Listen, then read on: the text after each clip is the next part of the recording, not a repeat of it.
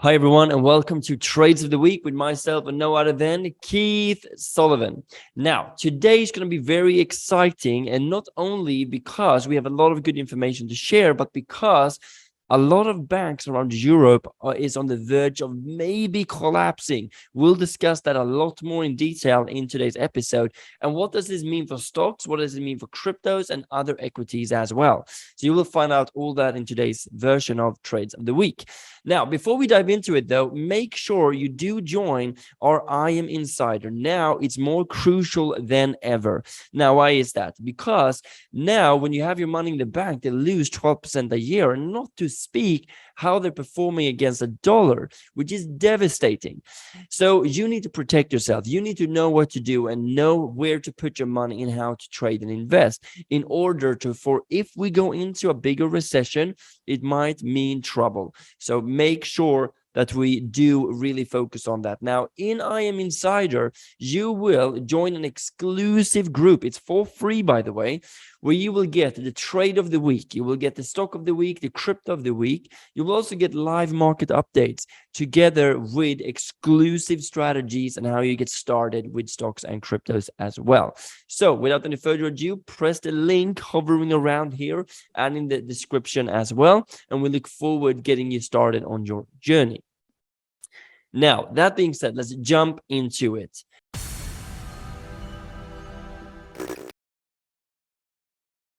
So what I want to have a look at is what's happening in the markets. Now, using our Buffalo strategy, as you know, we don't need to care too much about what's happening in stocks, what's happening in cryptos, what's happening in the markets worldwide, because we make money going up and down.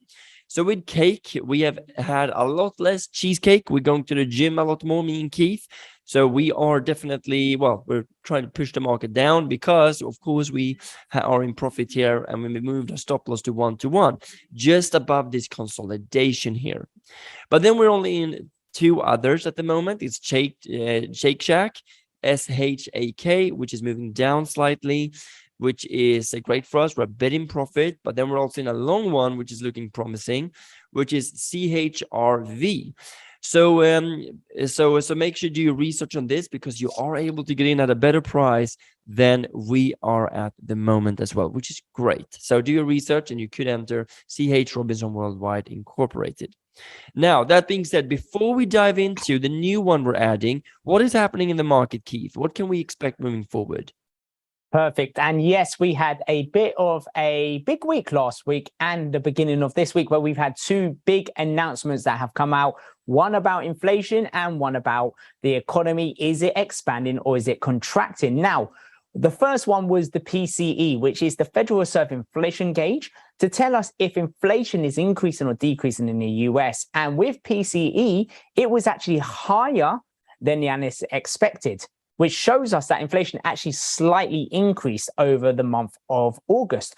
Now, what's that mean? Okay, because we would expect, if inflation was still increasing, we would expect more fear in the market and then the market to fall. But to the contrary, we actually saw on Friday, when the inflation information came out, the market had a positive move up.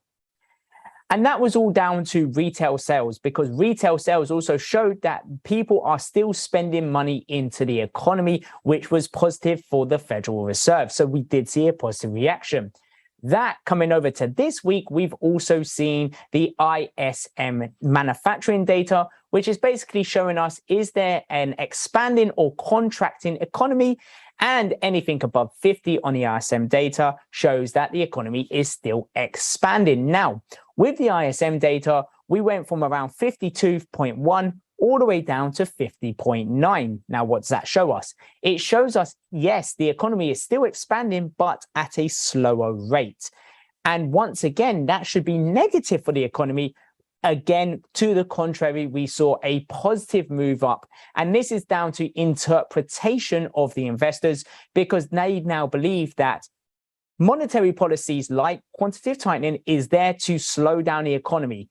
And that is exactly what the ISM data is showing. So people believe now that the Federal Reserve is seeing that the QT is being effective, they are now going to take that step off and be less hawkish with their increasing of interest rates. Now, are we saying that's going to happen? We don't know.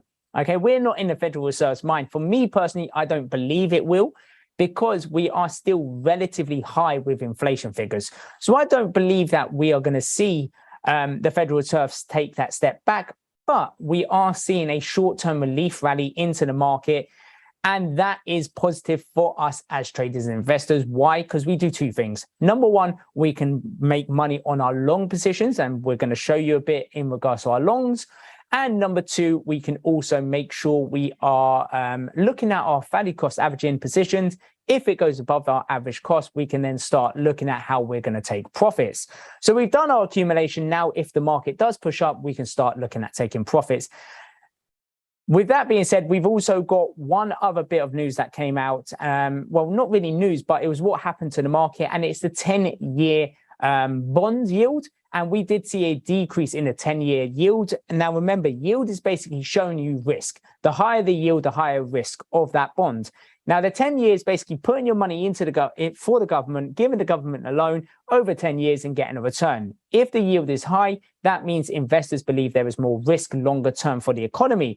Now that the yield is starting to decrease, it is showing us that investors are believing, and I say believing because we don't know, that there is less risk longer term with the economy now, which is positive. And historically, when we start seeing the 10-year yield drop, we start seeing equities rally up. Now, just be aware, and please don't jump on FOMO and go, we are now bullish, bullish, bullish, because we haven't got the signals yet structurally in the market that we are bullish. And I believe Dennis is going to quickly show us that on the US 30. But just make sure you're hedged against the market and also be on top of your short positions and your long positions. But Dennis, do you have anything else to add there?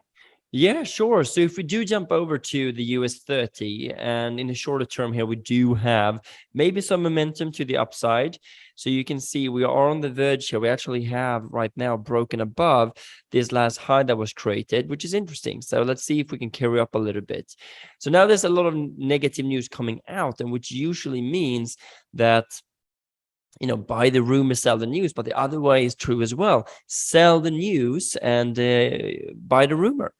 So you can actually, buy the news and then sell the rumor as well. It's another way of looking at it. So now when all the negative news has come out, then we're getting a relief rally in the market. So what we have been seeing, and looking back quite a long time, we've been seeing lower highs and lower lows all the way down. And now in the shorter term, we've created this channel. So I think it's very probable we're going to head up to this region and then maybe continue lower from there. So we'll see what's going to happen, of course, but I think that is probable. And the DXY, which is the dollar index, is at a very high level at the moment.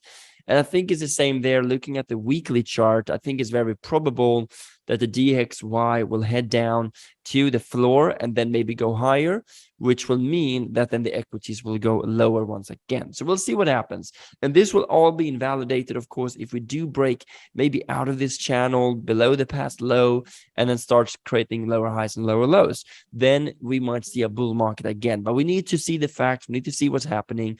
And by the way, comment in the chat. What are you doing at this point? Do you feel that you need to? Are you buying? Are you in cash? What are you up to? What are you doing?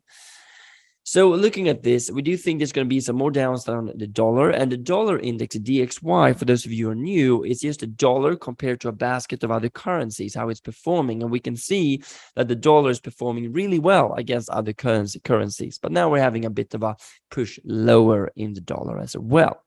So let's see what happens here. Now, that being said, we are entering into one more upper trending opportunity.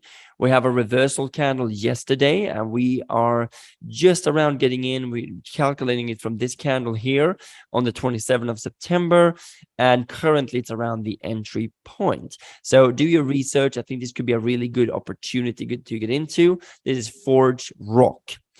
So the last piece of news that I think will affect not only the stock market, but crypto markets as well, is the situation with the banks. So Credit Suisse, and also that's the biggest bank in Switzerland, one of them. And then we have Deutsche Bank, one of the biggest banks in Germany. They're very close to bankruptcy, foreclosure, or something like insolvency. I don't know what's going to happen. But we want to be prepared, right? And in order for us to be prepared, we want to go long and short in the market, which we are with the Buffalo strategy.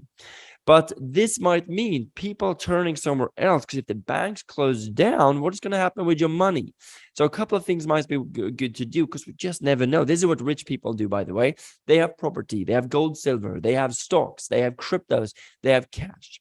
So it might be good to withdraw some cash. It might be good to get in some gold and silver as well, and cryptos, of course, and be trading the stock market as well. So that being said, let's see what's going to happen here. But one thing is for certain, we are definitely also averaging into cryptos as well.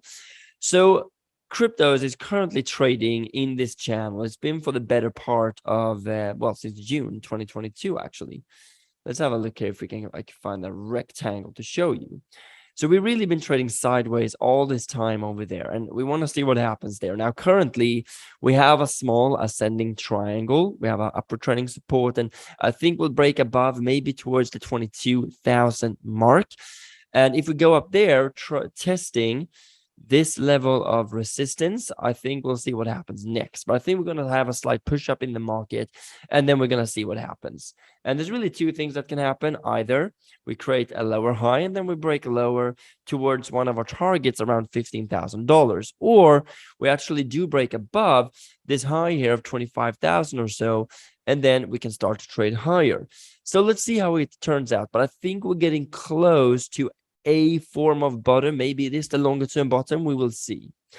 But then in terms of cryptos, there are some really interesting news that have come out. And one of them is that Chainlink, this is very interesting.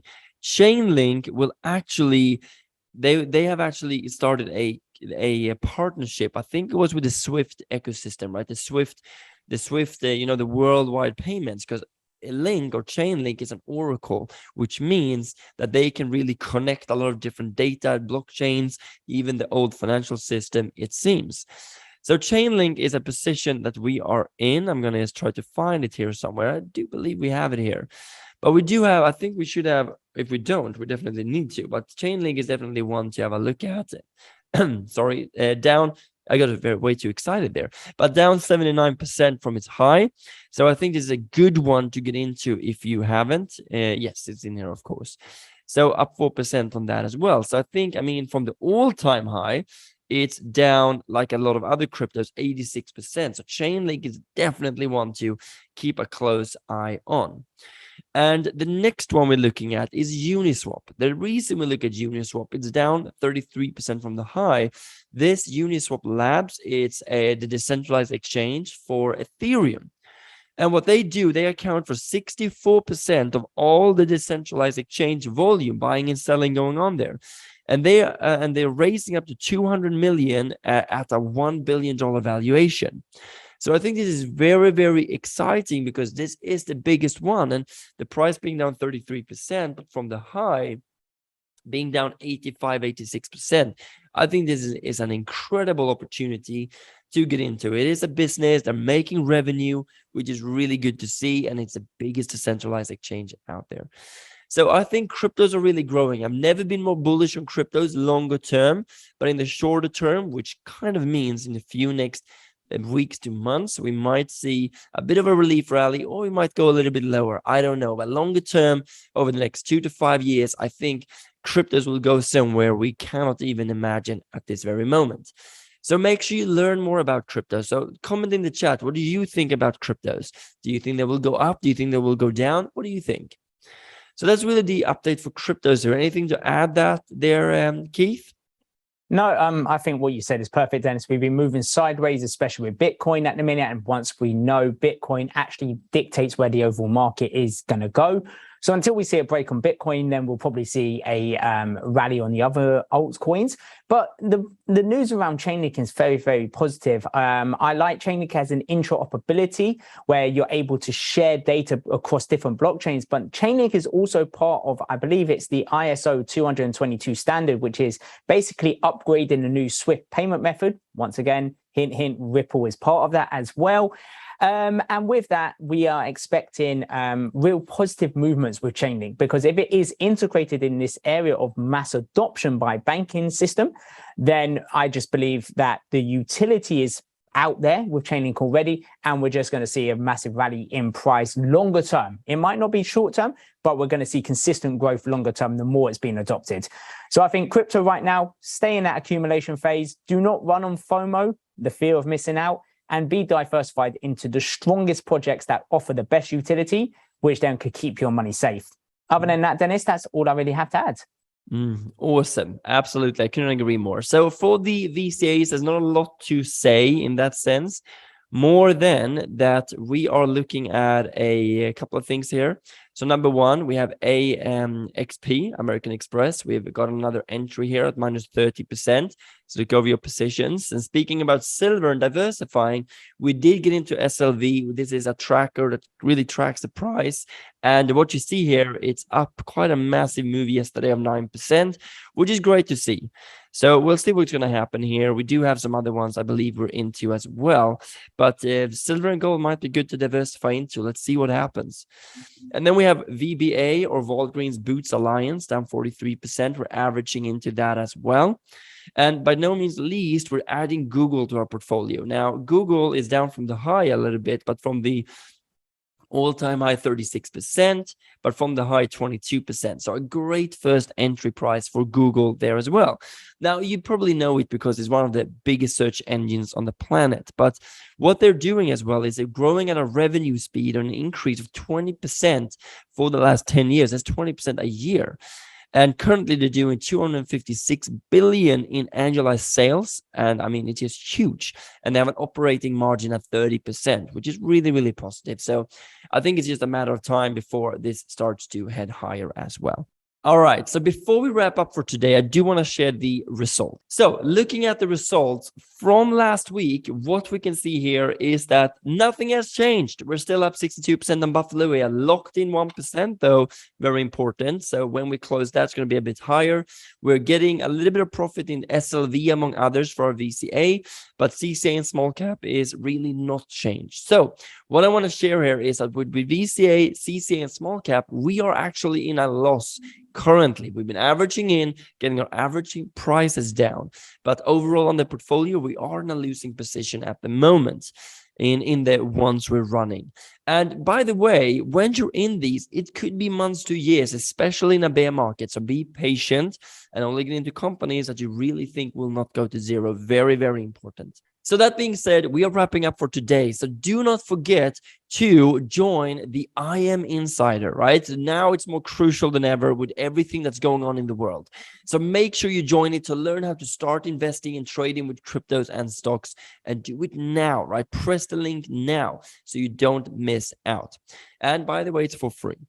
And from that being said as well, do make sure you like the video if you like what you're seeing, you want to see more of this, and also subscribe to the channel and press that alarm bell in order to get notifications on a regular basis whenever we update you on what's happening in the market, what actions to take, what we're doing, so you can hopefully take similar actions based on your research. So with that being said, from myself, from Keith, and everyone at Investment Mastery, have a wonderful week, and we cannot wait to see you on next Trades of the Week.